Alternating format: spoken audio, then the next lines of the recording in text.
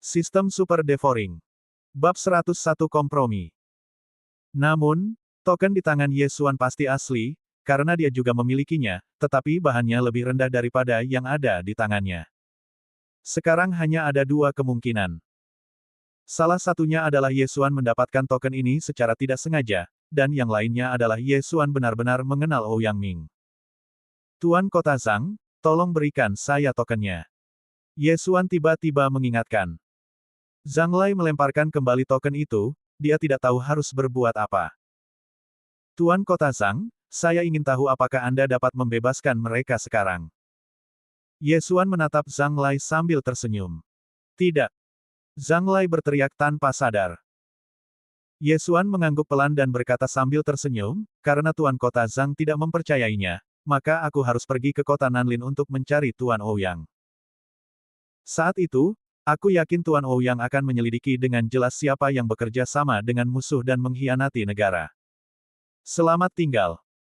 Setelah dia selesai berbicara, dia berbalik dan pergi dengan kecepatan yang sangat cepat, melampaui reaksi semua orang. Tidak bagus. Wajah Zhang Lai langsung tenggelam ke dasar. Dia tidak menyangka Ye Xuan akan pergi secepat yang dia katakan, tanpa memberinya waktu untuk ragu. Dia langsung berteriak, tunggu. Saat suaranya berdering, Ye Xuan sudah muncul puluhan meter jauhnya. Jika Zhang Lai berteriak sedikit lebih pelan, dia pasti sudah tak terlihat oleh orang lain. Dia tersenyum tipis, berbalik dan berkata, Tuan Kota Zhang, apakah ada hal lainnya? Zhang Lai menatapnya dengan muram dan berkata perlahan, coba, pergi dan bebaskan mereka. Terganggu, penguasa kota terganggu. Semua orang yang hadir terkejut. Penguasa kota Wanjin yang selalu menepati janjinya, malah berkompromi dengan Ye Xuan. Tetapi ketika mereka memikirkan token Ouyang Mansion di tangan Ye Xuan, mereka menjadi tenang.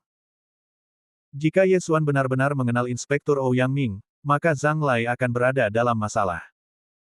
Dia akan menuduh keluarga Sue melakukan pengkhianatan dan pengkhianatan. Kalau kebenarannya terbongkar, maka tamatlah riwayatnya sebagai wali kota. Dia tidak berani berjudi, jadi dia berkompromi. Tidak lama kemudian, Cao Ba keluar bersama sekelompok orang dari keluarga Sue. Orang-orang dari keluarga Sue ini telah hidup dalam ketakutan selama mereka dikurung, dan mereka tidak pernah menyangka bahwa suatu hari mereka akan dapat melihat cahaya matahari lagi. Ye Xuan, apakah itu kamu? Ketika Sue Hai melihat Ye Xuan, dia tiba-tiba menyadari. Kalau dipikir-pikir, keluarga Sue-nya tidak mengenal banyak orang. Siapa lagi yang bisa menyelamatkan keluarga Sue selain Ye Xuan? Paman, lihat, apakah semua orang yang ditangkap ada di sini? Ye Xuan menatap Sue Hai dan berkata. Sue Hai melihat sekeliling dan mengangguk, kita sudah sampai. Semua orang yang ditangkap sudah ada di sini. Ye Xuan juga melihat sekeliling. Ada sekitar 30 atau 40 orang di sini, tetapi dia tidak melihat satu orang pun. Paman, bagaimana dengan sesajinya? Ye Xuan tiba-tiba teringat mantan penguasa sekte Liu Yun yang membantunya menutupi kebohongan pada keluarga Sue hari itu. Mendengar nama itu, Sue Hai mengerutkan kening dan berkata, Lian Gongsheng dipukuli sampai mati. Baiklah, aku mengerti. Berita ini juga membuat jantung Ye Xuan berdebar kencang. Meskipun dia dan Lian Yuan hanya bertemu satu kali, pihak lain pernah menolongnya sekali. Untuk membalas dendam padanya, Zhang Lai tidak hanya menangkap semua anggota keluarga Sue, tetapi juga memukuli mereka hingga mati. Jadi dia harus membayar harganya dengan darah. Tetapi sekarang bukan saatnya untuk bertindak.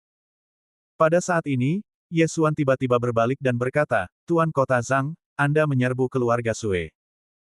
Selain membebaskan orang-orang, apakah Anda harus mengganti kerugian yang Anda timbulkan? Ye Xuan, jangan pergi terlalu jauh. Zhang Lai langsung memarahi. Alasan mengapa dia berkompromi dan membiarkan Sue Hai dan yang lainnya pergi adalah karena orang-orang ini tidak terlalu berguna baginya. Ketika dia menyita harta milik keluarga Sue, dia telah mengambil semua barang berharga keluarga Sue, dan bahkan semua aset mereka. Sekarang dia diminta mengembalikan barang-barang tersebut dan mengganti kerugiannya. Ini sungguh mustahil. Tahukah Anda, ini adalah angka astronomis. Haha, oke, jangan bahas ini dulu. Potret tunanganku Sue Qingqing masih terpampang di gerbang kota. Bukankah seharusnya penguasa kota mengeluarkan perintah pencarian? Ye Xuan menatap Zhang Lai. Zhang Lai mendengus dingin dan memerintahkan seseorang untuk pergi ke gerbang kota untuk mengeluarkan perintah pencarian.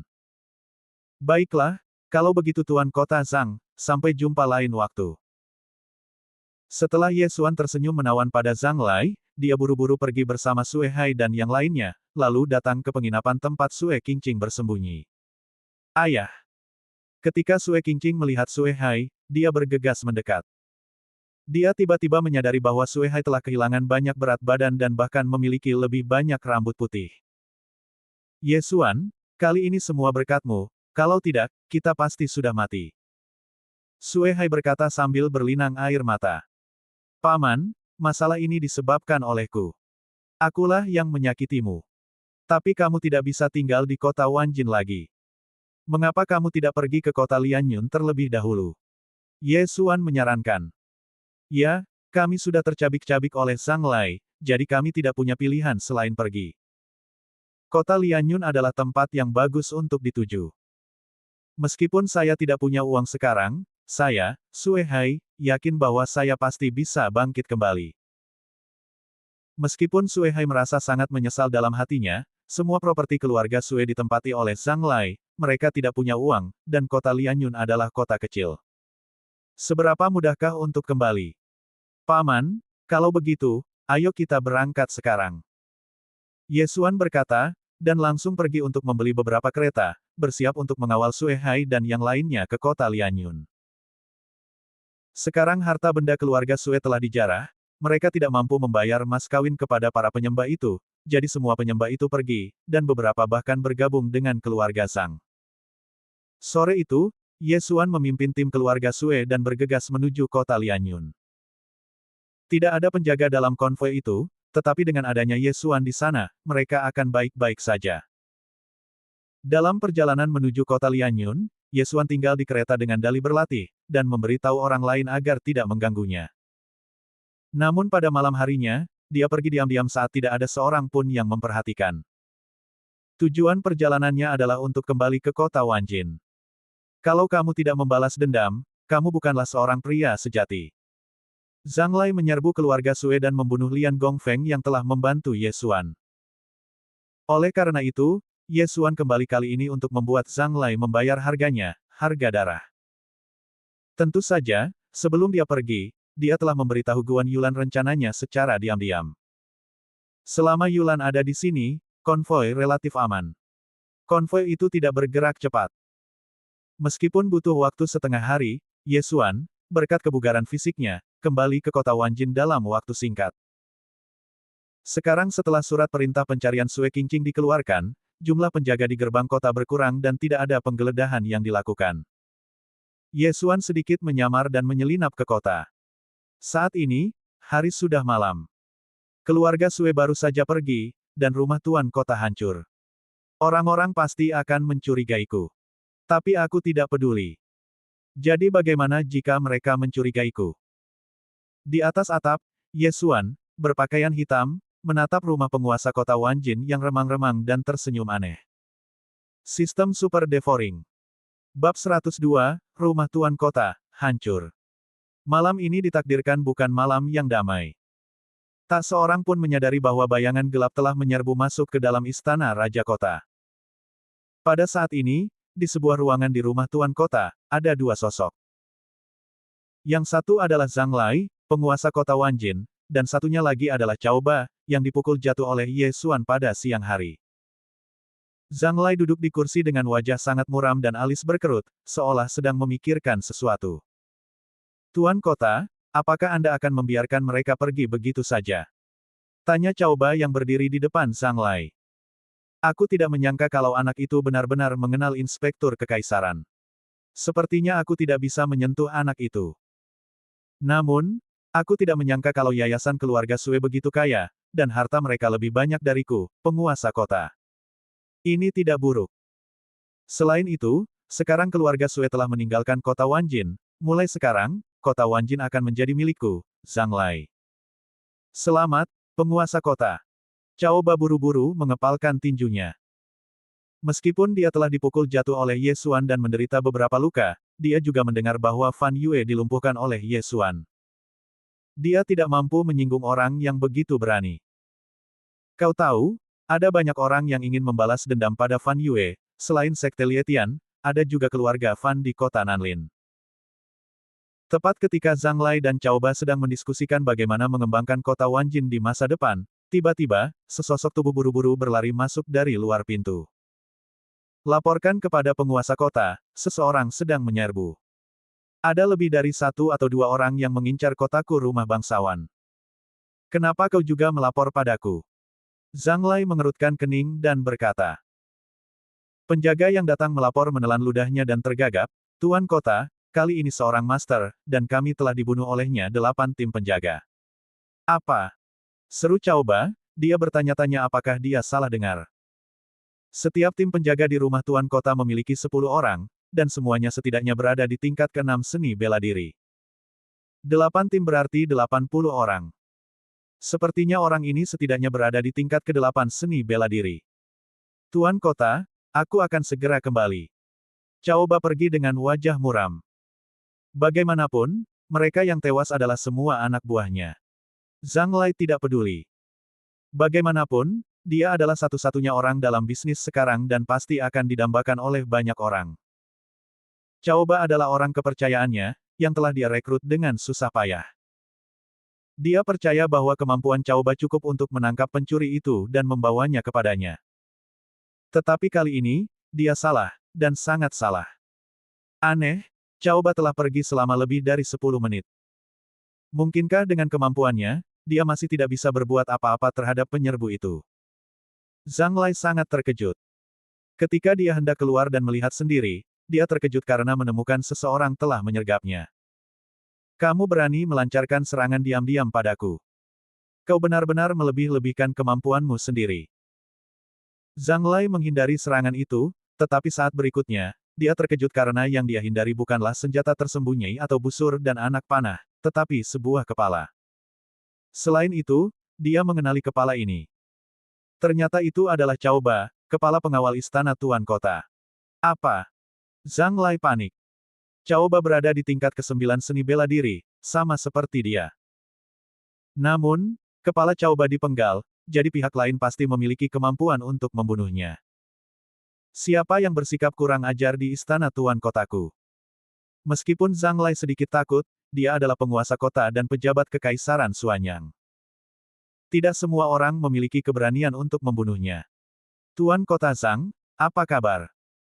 Tiba-tiba terdengar suara wanita, dan kemudian sosok hitam mendarat di halamannya. Apakah itu seorang wanita? Zhang Lai berpikir cepat dalam benaknya sejenak, tetapi dia sama sekali tidak mengingatnya. Dia tidak mengenali suara itu. Pria berpakaian hitam itu sebenarnya adalah Ye Xuan. Sebelumnya menyelinap ke dalam rumah Tuan Kota, dia menghabiskan beberapa poin devoring untuk membeli manik pengubah suara di sistem devoring, menyamarkan suaranya sebagai suara wanita dewasa. Dengan pakaian hitam dan malam, dia tidak akan dikenali kecuali kerudungnya jatuh. Tuan Kota Zhang benar-benar orang yang pelupa. Tampaknya kau lupa apa yang kau lakukan pada keluargaku. Hari ini, aku di sini untuk membalas dendam. Ye Xuan sengaja berbicara keras agar orang-orang di sekitarnya bisa mendengarnya. Saat itu, wajah Zhang Lai menjadi gelap. Dia telah melakukan begitu banyak hal sehingga dia tidak dapat mengingat dari keluarga mana wanita jangkung di depannya itu berasal yang telah dia hancurkan sebelumnya. Berhentilah bicara omong kosong, Zhang Lai. Hari ini adalah hari kematianmu. Ye Xuan berteriak, dan bergegas ke Zhang Lai dalam satu langkah. Kemudian, dengan tangan kanannya yang bersarung tangan, dia meninju dada Zhang Lai, atau lebih tepatnya, di jantungnya. Bang! Jantung Zhang Lai berhenti seketika setelah dipukul dengan keras. Ye Xuan berada di tingkat ke-9 tengah seni bela diri, satu tingkat lebih tinggi dari Zhang Lai. Selain itu, dengan garis keturunan ratusan binatang buas dan seni bela diri tingkat lanjut, mudah baginya untuk membunuh Zhang Lai dalam hitungan detik. Lari! Tuan Kota sudah mati. Seketika, para penjaga di luar berhamburan. Bahkan Zhang Lai dan Cao Ba, yang berada di tingkat ke-9 seni bela diri, sudah mati. Apa yang masih mereka lakukan di sini? Namun, Ye Xuan, yang membunuh Zhang Lai, diam-diam tersenyum. Infus garis keturunan rusa pemburu harta karun. Ye Xuan berkata dalam hatinya. Garis keturunan rusa pemburu harta karun juga merupakan garis keturunan tingkat rendah, tetapi nilainya adalah 300 poin melahap, yang 3 kali lipat dari garis keturunan semua binatang buas. Rusa pemburu harta karun, seperti namanya, menghususkan diri dalam menemukan harta karun. Setelah mengintegrasikan garis keturunan ini, ia dapat merasakan hal-hal dengan energi spiritual dalam kisaran tertentu di sekitarnya, seperti tanaman obat, ramuan, del. Karena itulah Ye Xuan tidak membiarkan Zhang Lai hidup. Ding, fusi berhasil. Perintah sistem terdengar di benakku. Oke, mari kita mulai mencari barang-barang bagus. Setelah mengintegrasikan darah rusa pemburu harta karun, Ye Xuan dapat dengan jelas merasakan bahwa ada hal-hal baik di sekitarnya, tetapi dia tidak tahu di mana mereka adalah. Garis keturunan rusa pemburu harta karun hanya bisa dirasakan, jadi sangat murah. Sepertinya ada di ruang belajar Zhang Lai. Ye Xuan melihat sekeliling dan kemudian berjalan ke ruang belajar dengan satu langkah. Ruang belajar itu tidak besar, tetapi dipenuhi dengan beberapa rak buku. Ye Xuan merasakan ada yang tidak beres begitu dia masuk. Ada yang mencurigakan. Dia memeriksa dan segera menemukan mekanismenya. Klik. 2 baris rak buku tiba-tiba bergeser ke samping, memperlihatkan lorong rahasia menuju ke bawah tanah. Sedikit trik tidak bisa mengalahkanku sama sekali. Ye Xuan mendengus dingin, dan kemudian mulai berjalan turun. Sebelum dia mencapai ujung, dia menemukan beberapa pintu besi khusus. Namun, pintu besi ini hanya bisa menghentikan prajurit di tingkat ke-8 seni bela diri. Bagi Ye Xuan, itu sama sekali tidak sulit. Setelah beberapa saat, Ye Xuan melihat tumpukan peti harta karun di depannya dan tidak bisa menahan tawa. Ini pasti rumah harta karun keluarga Zhang. Mungkin, ada barang-barang yang dijarah dari keluarga Sue di dalamnya. Tidak usah dipikirkan, taruh saja semuanya ke tempat melahap terlebih dahulu. Ye Xuan tidak memedulikan apapun dan meletakkan semua benda ini ke dalam ruang yang melahap itu. Meskipun dia tidak tahu apakah semua barang itu milik Zhang Lai, dia tahu pasti ada banyak hal baik di rumah tuan kota. Sekarang Anda ada di sini, hasilkan uang sebanyak-banyaknya. Sistem Super Devouring. Bab 103 Terobosan. Zhang Liegui adalah penguasa kota, dan kekayaannya pasti sangat kaya. Ada juga banyak pelayan di rumah Zhang, dan mereka semua dirawat oleh Ye Xuan. Di kota ini, tidak ada yang bisa menghentikan Ye Xuan. Ye Xuan bagaikan vampir, menghisap darah dengan gila-gilaan. Tidak hanya itu, dia juga mengetahui tentang aset keluarga Zhang, termasuk milik keluarga Sue. Setelah meninggalkan rumah tuan kota, dia mengunjungi toko-toko itu satu persatu. Toko obat, toko senjata, dan paviliun seni bela diri semuanya dijarah. Hebat, sangat hebat, sungguh hebat. Uang kertas perak saja jumlahnya mencapai 200 juta. Setelah merampok restoran terakhir, Ye Xuan tidak bisa menahan diri untuk berteriak dalam hatinya. Mereka mendapat 200 juta dalam bentuk perak saja. Jika ditambahkan dengan barang-barang jarahan, pendapatan kali ini sedikitnya 500 juta. Ini tidak termasuk perbendaharaan di bawah rumah tuan kota. Kalau perbendaharaan dihitung, pemasukan minimal 700 sampai 800 juta. Karena sesuatu terjadi di rumah tuan kota, tembok kota ditutup terlebih dahulu. Namun, bahkan pintu khusus perbendaharaan bawah tanah rumah tuan kota tidak dapat menghentikan Ye Xuan, dan gerbang kota biasa ini bahkan lebih rentan. Oh tidak! Pembunuh penguasa kota telah melarikan diri dari kota. Teriak penjaga itu. Saat ini, kota Wanjin ditakdirkan untuk berada dalam kekacauan. Penguasa kota meninggal, dan seluruh rumah penguasa kota dijarah. Bukan hanya itu saja, seluruh properti di bawah rumah penguasa kota juga dijarah. Namun, Ye Xuan tidak khawatir sama sekali. Dia takut atasannya hanya akan mengira bahwa seorang majikan telah merampok rumah tuan kota demi uang. Ketika keributan terjadi di kota Wanjin, Ye Xuan sudah bergegas menuju konvoi keluarga Sue dengan kecepatan penuh. Huhu, tidak ada seorang pun yang memperhatikan. Ye Xuan kembali ke keretanya dan segera mengganti pakaiannya. Kali ini, panennya akan menjadi yang terbesar yang pernah ada. Dia berencana untuk mewariskan perak dan seni bela diri kepada keluarga Sue. Adapun sisanya, lahap saja semuanya. Ding, tuan rumah telah berhasil mencapai puncak seni bela diri tingkat 9. Setelah perjalanan ke-18 Gunung Lianyun, Ye Xuan berada di ambang terobosan. Sekarang setelah dia menelan begitu banyak hal, dia berhasil mencapai puncak seni bela diri tingkat ke-9. Dia hanya selangkah lagi dari tingkat ke-10 seni bela diri. Sial, jumlah yang dibutuhkan semakin banyak. Aku bertanya-tanya apakah barang yang dibutuhkan akan lebih dari 10 miliar saat aku mencapai tingkat ke-10 seni bela diri. Ye Xuan merasakan sakit kepala di hatinya, tetapi dia selalu punya rencana untuk menghasilkan uang dalam benaknya, tetapi dia tidak punya tempat untuk melaksanakannya. Biar aku beli garis keturunan perantara untuk dimainkan dulu. Ye Xuan sekarang menjadi orang kaya baru, dengan total 1.500 poin melahap. Untuk meningkatkan garis keturunan macan tutul pengejar angin ke tingkat menengah, hanya diperlukan 1.000 poin melahap. Namun, pada saat berikutnya, Ye Xuan tertegun. Saat ini, host tidak dapat menggabungkan garis keturunan perantara. Jika dipaksa untuk menggabungkan, hal itu dapat menyebabkan penurunan ranah atau ledakan dan kematian. Apakah Anda ingin membelinya? Sistem meminta. Apa? Tidak bisa bergabung. Ye Xuan tercengang.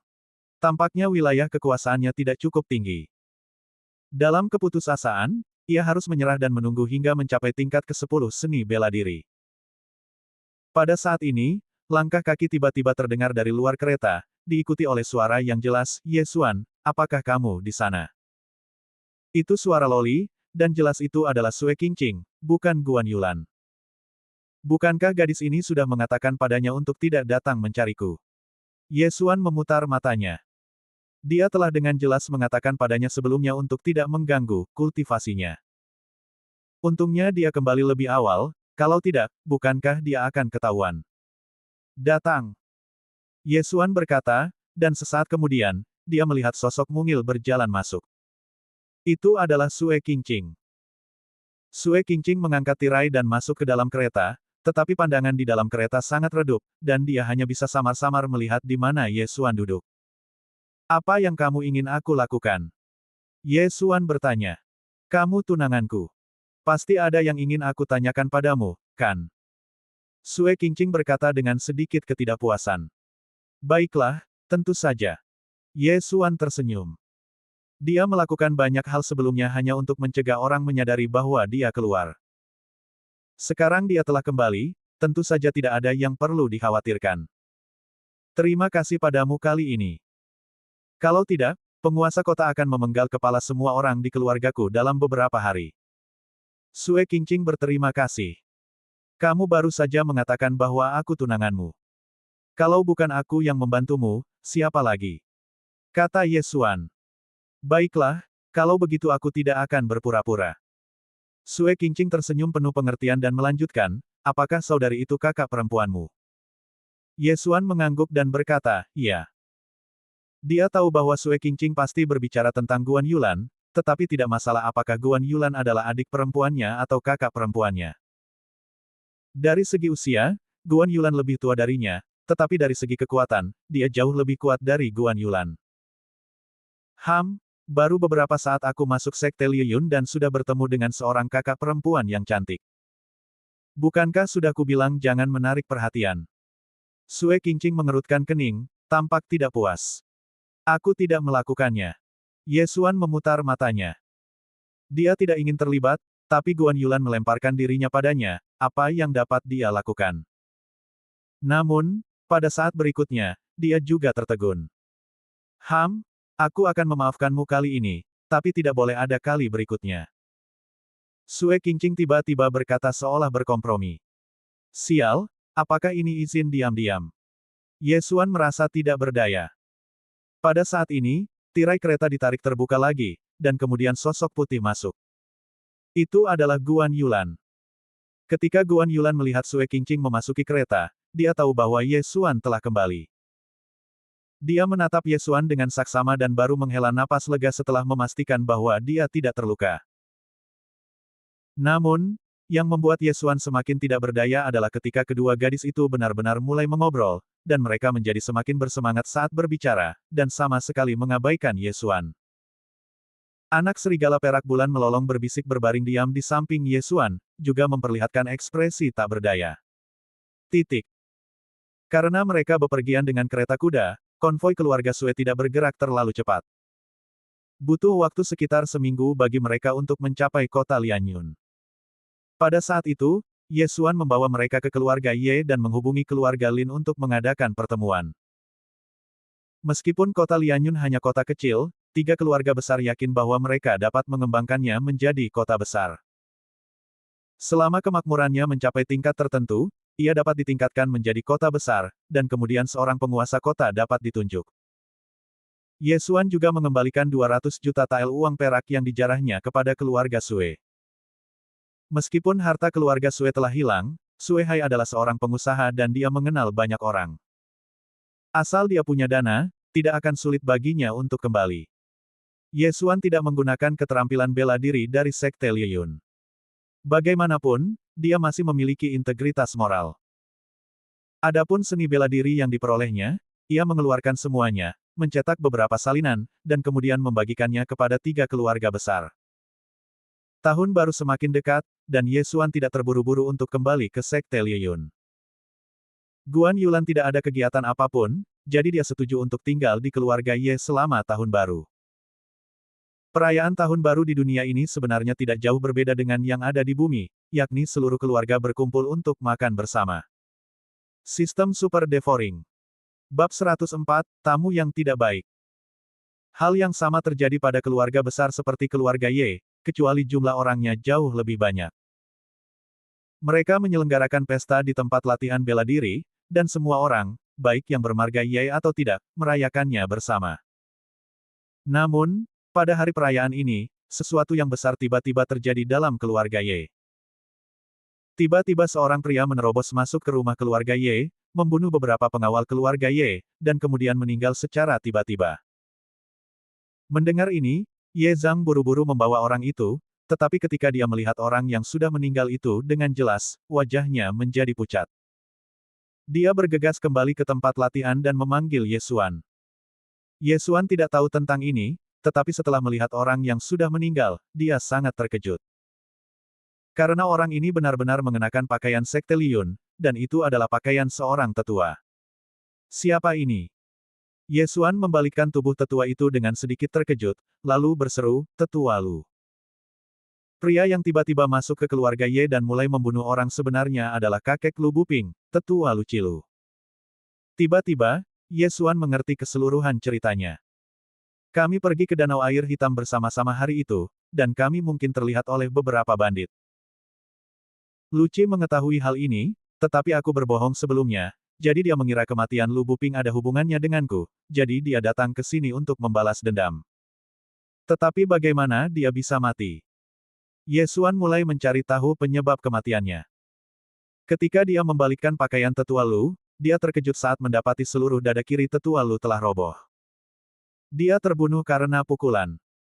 Penatua Lu adalah seorang pendekar di tingkat tengah seni bela diri tingkat ke-10. Orang yang dapat membunuhnya dengan satu pukulan pasti berada di puncak seni bela diri tingkat ke-10, tapi... Ye Xuan sedikit bingung, tetapi setelah melihat mayat beberapa pengawal keluarga Ye di dekatnya, sebuah kemungkinan tiba-tiba terlintas di benaknya. Terakhir kali mereka pergi untuk menghancurkan keluarga Chen, penguasa kota Lianyun mengirim 2 tim penjaga kota ke keluarga Ye dan Lin. Keluarga Lin memiliki lelaki tua bernama Lin Xiao, sedangkan keluarga Ye tidak punya majikan. Namun, keluarga Ye baik-baik saja saat itu, dan mereka mengira mereka diselamatkan oleh seorang guru yang lewat. Tetapi sekarang tampaknya masalah ini masih agak aneh. Mungkinkah ada seseorang yang diam-diam melindungi keluarga Yeku? Sebuah lampu menyala di pikiran Ye Xuan. Kemungkinan ini memang ada, dan sangat mungkin. Kalau tidak, bagaimana Lu Ci bisa mati di sini? Paman, orang ini hanya mengenakan pakaian seorang tetua Sekte Liyun, tapi masalah ini sangat penting, ingatlah untuk tidak menyebarkannya. Ye Xuan berkata kepada Ye Zhang dengan tergesa-gesa. Saya mengerti. Ye Zhang berkata dengan jelas, tetapi tidak apa-apa karena hanya 3 penjaga dan 2 pelayan yang mengetahuinya. Segera ia memerintahkan para pembantunya untuk menguburkan para pengawal yang gugur saat menjalankan tugas dengan layak, menanggalkan pakaian Luci dan membakarnya. Meskipun Ye Xuan tidak tahu siapa tuannya, juga tidak tahu mengapa dia ingin melindungi keluarga Ye, dia memiliki dugaan samar dalam hatinya bahwa tuan ini mungkin ada hubungannya dengan ayahnya yang telah jauh dari rumah selama beberapa tahun. Pembunuhan di tahun baru bukanlah pertanda baik, tetapi tidak ada yang dapat dilakukan. Untungnya, Lu Qi dibunuh oleh seorang guru misterius. Jika tidak, jika dia menjadi liar di keluarga Ye, bahkan Ye Xuan mungkin tidak akan bisa menghentikannya. Meskipun episode kecil ini agak mendebarkan, untungnya hal itu telah ditangani. Tidak banyak orang yang tahu tentang hal itu, bahkan Guan Yulan pun tidak mengetahuinya. Ye Xuan hanya berpura-pura tidak tahu apa-apa. Setelah tahun baru, Ye Xuan juga tinggal di kota Lianyun selama beberapa hari, dan kemudian bersiap untuk melapor kembali ke Sekte Liyun bersama Guan Yulan. Kali ini, dia akan melapor kembali ke Sekte Liyun dan Zhou Chang, lalu menuju kota Nanlin untuk mencari Ouyang Ming. Pada saat ini, Ye Xuan sudah berangkat bersama Guan Yulan. Target telah meninggalkan kota, tindak lanjuti. Titik.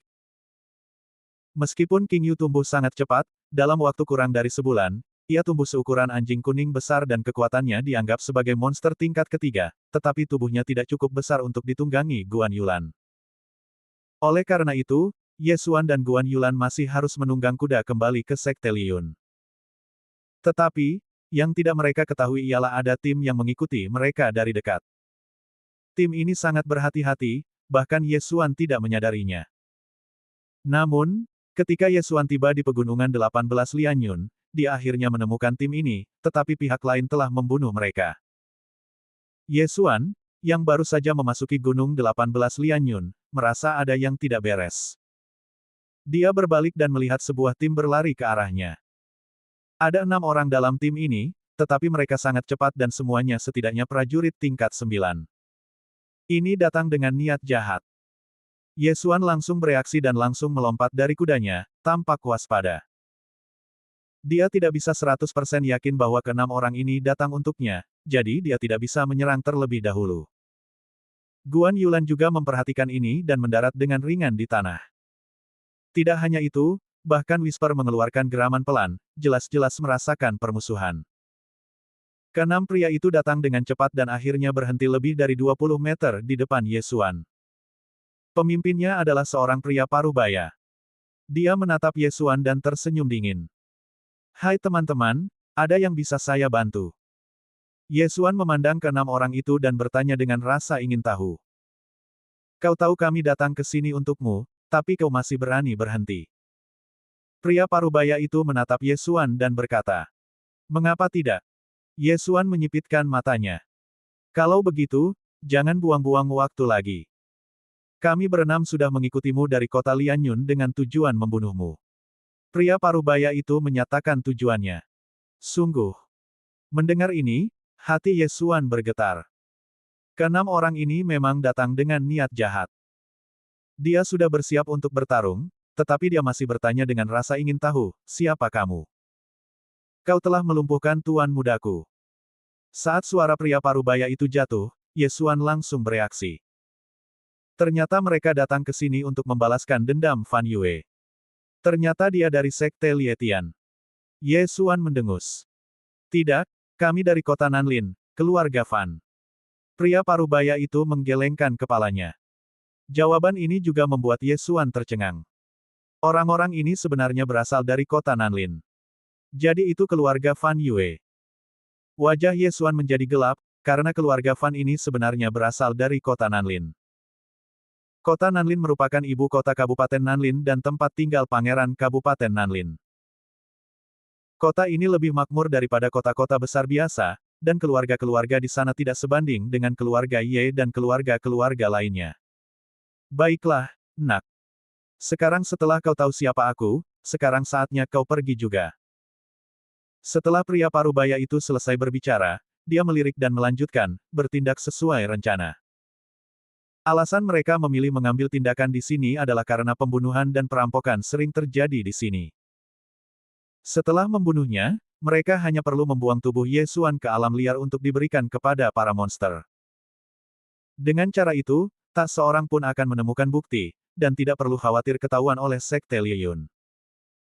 Ye Xuan menatap ke 6 orang yang hampir bertarung, dan kekuatan spiritual di tubuhnya mulai bergejolak. Dia tiba-tiba merasa bahwa pria parubaya di depannya tidak sederhana. Dia barangkali adalah seorang pendekar bela diri tingkat ke-10, tetapi dia tidak tahu persis tingkatan apa yang dia miliki. Dengan tingkatan kekuatannya saat ini, berhadapan dengan seorang pendekar bela diri tingkat ke-10 awal seharusnya tidak akan menjadi masalah, tetapi jika lawannya adalah pendekar bela diri tingkat ke-10 menengah, dia harus berpikir hati-hati, lagi pula, masih ada 5 orang di pihak lain. Sistem Super Devouring. Bab 105, Keluarga Penggemar Kota Nanlin. Bunuh. Pria parubaya itu memberi perintah, dan 5 orang di belakangnya bergegas keluar bersama, 2 di kiri dan 2 di kanan, menyerang Ye Xuan. Yulan, kamu duluan.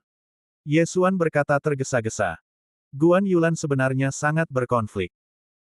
Dia tidak kuat, dan jika dia tetap tinggal dia hanya akan menjadi beban, jadi dia mengangguk sedikit dan pergi bersama King Yue. Pada saat yang sama, Ye Xuan juga mengeluarkan busur pemecah awan dari ruang melahap dan melancarkan serangan secara instan. Apa? Keenam orang itu semua tercengang, dan sebuah kata terlintas di benak mereka dalam sekejap. Cincin Qiankun. Seketika keenam orang itu menampakkan ekspresi rakus. Namun, 2 orang tertegun dan tiba-tiba terkena 2 aliran energi di kepala. Kepala mereka meledak seketika dan mereka meninggal secara tragis di tempat. Puncak ke-9 dari seni bela diri. Ini tidak mungkin. Pria parubaya itu berseru.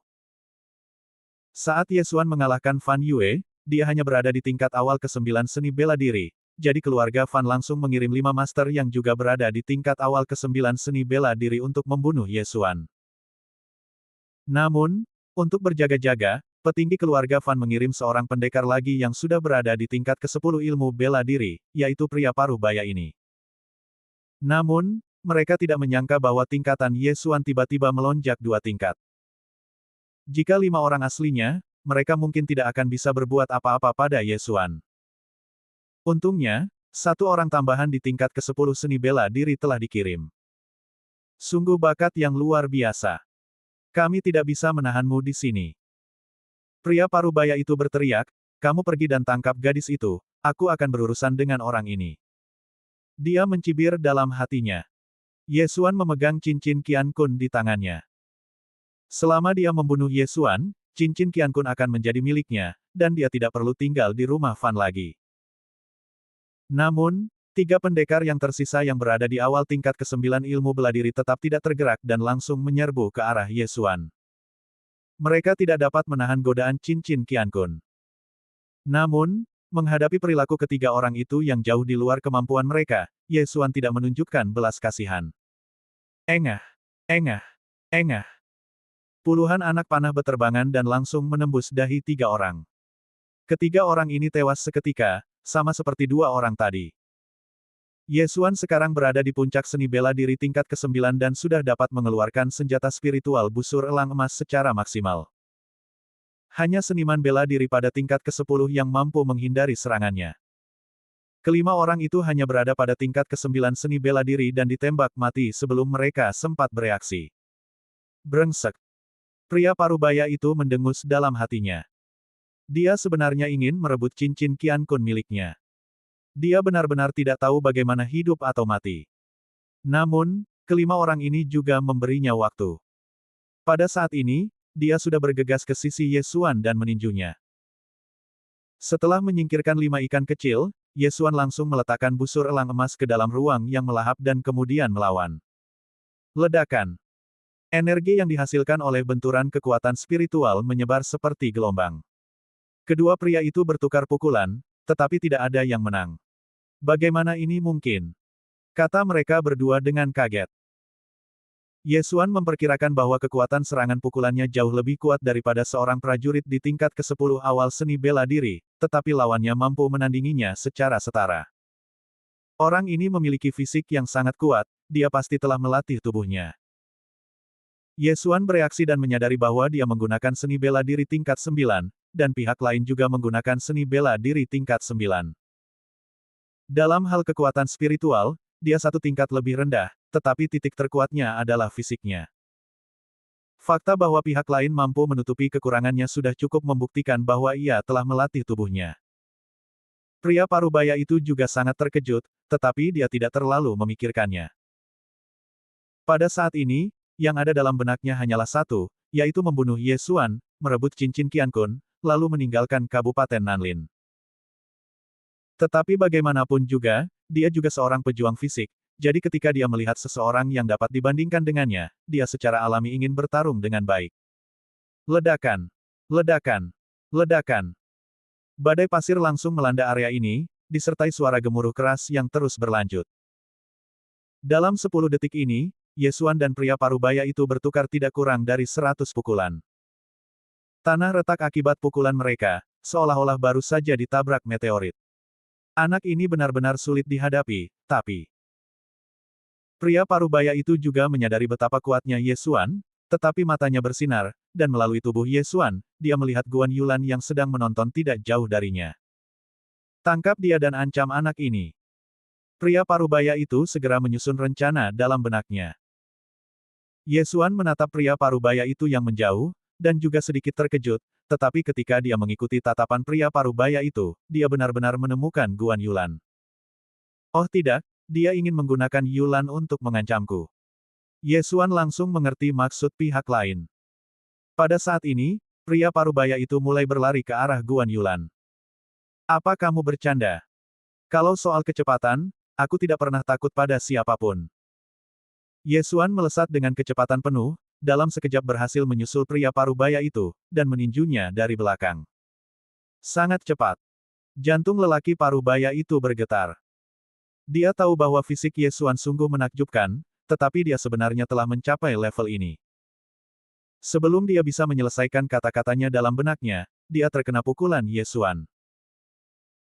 Baru saja Ye Xuan melihat hanya tinggal satu orang di seberang sana, jadi dia ingin berkelahi dengannya, tetapi dia tidak menyangka kalau pria parubaya ini malah mengincar Guan Yulan, sungguh hal yang tidak bisa dimaafkan. Awalnya aku ingin membiarkanmu hidup sedikit lebih lama, tetapi aku tidak menyangka bahwa kau akan mencari kematian sendiri. Kalau begitu, kau tidak bisa menyalahkanku. Naga memiliki skala terbalik, dan akan marah jika disentuh. Tidak diragukan lagi bahwa Ye Xuan marah.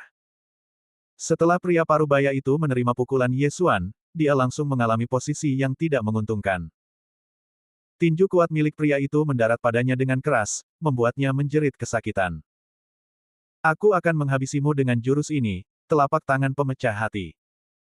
Sejumlah besar kekuatan spiritual tiba-tiba melonjak keluar dari tubuh Ye Xuan dan berkumpul di telapak tangannya. Lalu dia menamparnya cepat dan tepat mengenai jantung lelaki parubaya itu. Ledakan. Dalam sekejap, kekuatan spiritual yang dahsyat menyerbu tubuh pria parubaya itu dan mencabik-cabik jantungnya. Gurgel-gurgel. Lelaki parubaya itu membelalakan matanya dan menyemburkan banyak darah dari mulutnya. Bila hati terkoyak, orang kuat di alam roh sejati pun takkan mampu bertahan. Melihat mayat di depannya, Ye Xuan mendengus dingin. Keluarga Fan sungguh murah hati. Begitu banyak guru datang sekaligus. Jika kekuatannya tidak berbeda dari sebelumnya, hasilnya akan sulit dikatakan. Sayangnya, orang-orang ini sedang menjalankan misi dan tidak membawa barang-barang bagus, jadi barang rampasan Ye Xuan tidak banyak, hanya sekitar 1 juta tael. Adapun jasad ke-6 orang ini, Ye Xuan meninggalkan mereka begitu saja di hutan belantara. Kalau saja ada monster yang lewat, mereka pasti tidak akan melewatkannya. Setelah berurusan dengan ke-6 orang ini, Ye Xuan dan Guan Yulan memulai perjalanan mereka. Mereka tidak berhenti untuk beristirahat sampai malam. Guan Yulan menatap Ye Xuan dan akhirnya tidak dapat menahan diri untuk bertanya, setelah kembali ke sekte, apakah kamu akan pergi ke kota Nanlin? Ya. Ye Xuan mengangguk. Dia telah memberitahu Guan Yulan tentang urusan Ouyang Ming sebelumnya, yang tentu saja termasuk kompetisi ibu kota kekaisaran, jadi kali ini ketika Ye Xuan kembali ke sekte Liyun, dia hanya melapor ke Zhou Chang.